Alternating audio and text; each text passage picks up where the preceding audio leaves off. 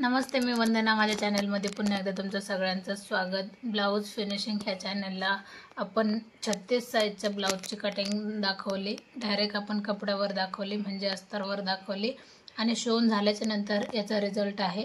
तर अशा पद्धतीने हा ब्लाऊज शिवून झाला आहे. 36 साईज कटोरी ब्लाऊज आहे. तर खूप सुंदर याची फिनिशिंग आली. जसं तुम्ही बघू शकतात, आपण याला सुंदरसे छोटेसे लटकन बनवलेत आणि मोंड्यामध्ये पण आपल्याला एकदम व्यवस्थित आले. फिनिशिंगला तुम्ही ब्लाऊज ठेवल्याबरोबर लगेच लक्षात येतोय. शोल्डर कुठेही उतरणार नाही, म्हणजे शोल्डर एकदम व्यवस्थित आले.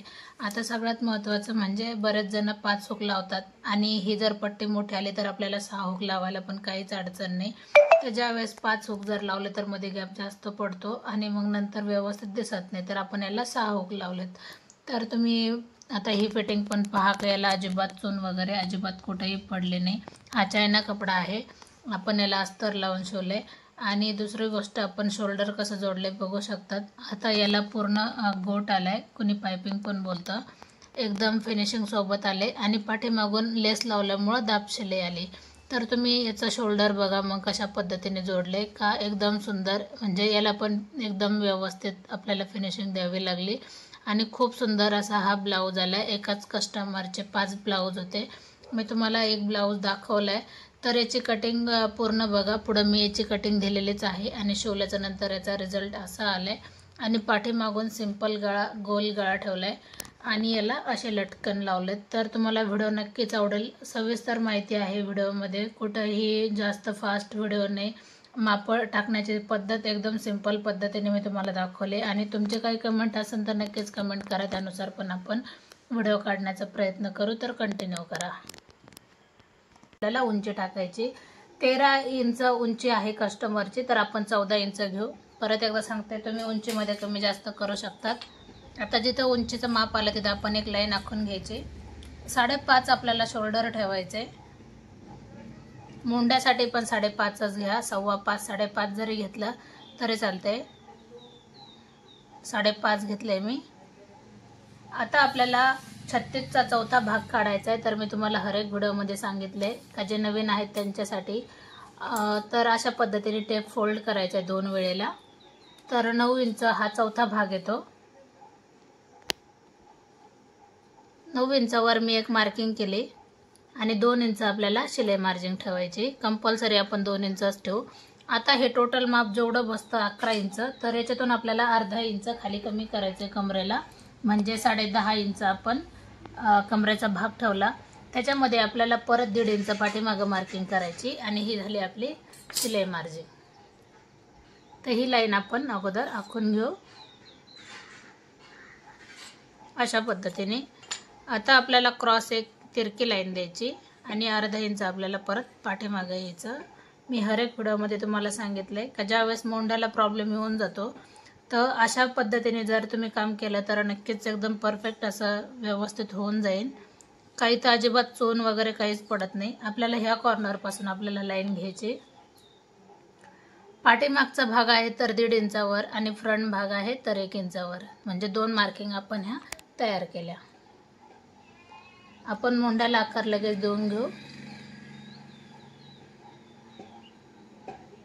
हर एक काम मी कस्टमरच्या कामावरच दाखवते, नीट लक्षात घ्या. 2.25 इंच आपण गळा घेतलाय. डीप नेक आहे तर आपण पाठीमागचा गळा घ्यायचा आहे 10 इंचाचा. 10 इंचाचा गळा घेतलाय आपण. आता वरती आपण 2.25 घेतलंय, तर 3.25 किंवा 2.25 3 जरी घेतलं खाली तरी काही हरकत नाही. गोल येण्यासाठी थोडासा खालच्या बाजूने आपल्याला अर्धा इंचाचा फरक ठेवायचा आहे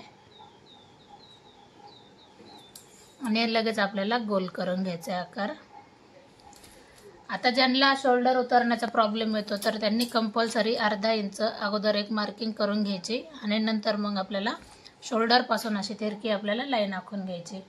पण हे काम मी ज्यावेळेस ब्लाऊज शिवते किंवा आपल्याला गळा बनवायचा असतो, म्हणजे आपल्याला गळ्याला गोट, त्यावेळेला मी हे पूर्ण दाबून घेते. म्हणून मग मी कटिंग करताना हा भाग असा तिरका कट करत नाही, तर मी सरळ सरळ कट करून टाकते.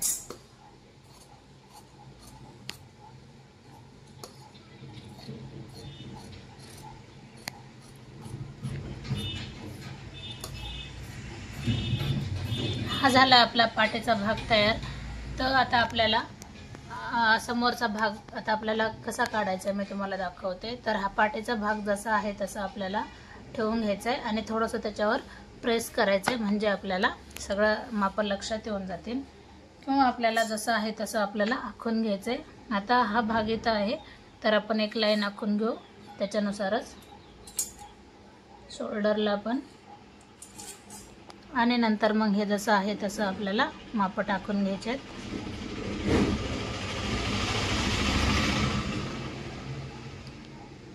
आता बघू शकतात आपण हा उचलून घेतले पाठीमागचा भाग। आता अगोदर खालची बाजू वरची बाजू दोन्ही बघून घ्या। 2.25 इंच लक्षात आले। 2.25 इंच जिथं येते तिथेच आपल्याला मार्किंग करायची आणि समोरचा गळा आपल्याला 6.5 इंचाचा घ्यायचा आहे। तर तुम्ही तुमच्या आवडीनुसार घेऊ शकतात, कारण ज्याच्या त्याच्या आवडीनुसार गळा टाकायचा आहे समोरचा। तर तुम्ही 7 इंचापर्यंत कटोरीमध्ये गळा घेऊ शकतात। आपण 6.5चा घेतलाय तर तो शिवून कितीचा होणार, जवळजवळ 6 इंचाचा, म्हणजे अर्धा इंच त्याच्यामध्ये कमी होऊन जातं। आता हा आपला फ्रंट भाग आहे, तर आपण याला अशा पद्धतीने आखून घ्यायचं आहे, म्हणजे पाठीमागचा मोंडा हा आला आणि दोन्ही मोंड्यामध्ये अर्धा इंचाचा फरक असतो। हा फ्रंट झाला आणि हा बॅक भाग झाला। आता आपल्याला काय करायचं आहे, क्रॉस पट्टीसाठी 3 इंचावर एक मार्किंग करा, 2.25 इंचावर एक मार्किंग करायची, किंवा आपण 2.5 इंचावर जरी, आपल्याला गळ्याकडून 2.5 इंचावर करा मार्किंग, आणि 2 इंचाची आपल्याला फिटिंग साईडने करायची, बरोबर। आता आपल्याला क्रॉस पट्टी छोटी लागत असेल तर अशा पद्धतीने करा। आता तुम्ही बघू शकतात 1 इंच आपल्याला जास्त घ्यायचं आहे, कारण आपण डायरेक्ट कपड्यावर आखून घेतोय आणि कपड्यावर कटिंग करतोय। कंपल्सरी आपल्याला 1 इंच क्रॉस पट्टीमध्ये वाढवायचं आहे, म्हणजे आपल्याला क्रॉस पट्टी वेगळी काढायची गरज पडणार नाही। आणि नंतर मग आपल्याला अशा पद्धतीने क्रॉस पट्टीला आकार द्या, म्हणजे क्रॉस पट्टी जास्त मोठी होणार नाही आणि जास्त छोटी नाही, शिवल्याच्या नंतर मापात होऊन जाईल। आता आपल्याला कटोरीकडे वळू। तर आपल्याला कटोरी घ्यायची 5.25 इंचाची किंवा 5.5 इंचाची। 5.5 इंचाची एकदम परफेक्ट आहे, तीच लाईन आपण सरळ घेऊया। इथं आपल्याला 1 इंच गळ्याजवळ घ्यायचं आहे आणि नंतर आपल्याला आकार देऊन घ्यायचा आहे। आकार देताना एकदम सिंपल पद्धतीने आकार द्या, जसं ह्या लाईनला टच करायचं आहे गळ्याजवळच्या, आणि नंतर मग असा गोल आकार द्यायचा आहे। तर कमी वेळामध्ये आपल्याला सुंदर पद्धतीने आपल्याला कटोरी ही एकदम काढता येते व्यवस्थित। तुम्हाला जी लाईन योग्य वाटेल त्या लाईनवर तुम्ही कटिंग करा। आता बघू शकतात तुम्ही किती कमी वेळामध्ये आपण कटोरी ब्लाउज कटिंग केलंय, ते पण डायरेक्ट कपड्यावर। सगळं काम मी कस्टमरच्या कामावरच दाखवते, तर तुमच्या कमेंट ज्या असतील त्या कमेंट करा, म्हणजे आपण त्या कमेंटनुसार नक्की व्हिडिओ बनवू।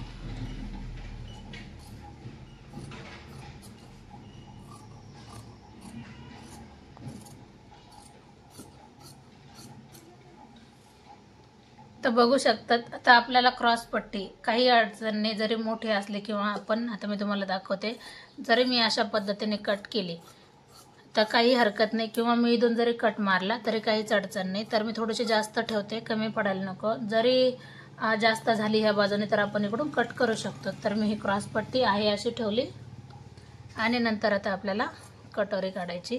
तर कटोरीसाठी काय करायचं, आपल्याला ह्या दोन्ही मापाचं अंतर जरी ठेवलं आणि जे 2.5 इंचावर बसतं, तर अशा याच्यानुसार पण तुम्ही लाईन ठेवू शकतात, म्हणजे मी आतमधली लाईन कट करते। तर अशा पद्धतीने आपल्याला कटोरीचं हे पूर्ण माप काढून झालंय, तर बघू शकतात। आता आपल्याला कटोरी वाढवायची कशी, तर मी बाकीच्या व्हिडिओमध्ये पण तुम्हाला सविस्तर माहिती सांगितलेलीच आहे, पुन्हा एकदा मी तुम्हाला सांगते। आता कटोरी ठेवताना मी थोडीशी तिरकी कटोरी ठेवली। आपल्याला हे जे जास्त झाले आपल्याला अगोदर हे कट करायचे, कारण लगेच लक्षात आलं कटोरीचा आकार वेगळा आलाय। आता थोडीशी मी तिरकी कटोरी ठेवली, नीट लक्षात घ्या, का आपल्याला अगोदर चेक करायचं इकडच्या बाजूने 1 इंच बसतंय की नाही, बसतंय 1 इंच, आणि आपल्याला इकडच्या बाजूने पण 1 इंच जास्त घ्यायचं आहे। आता आपल्याला हे जे आपण अगोदरची कटोरी ठेवली, अगोदर सगळी आपण मार्किंग करून घेऊ।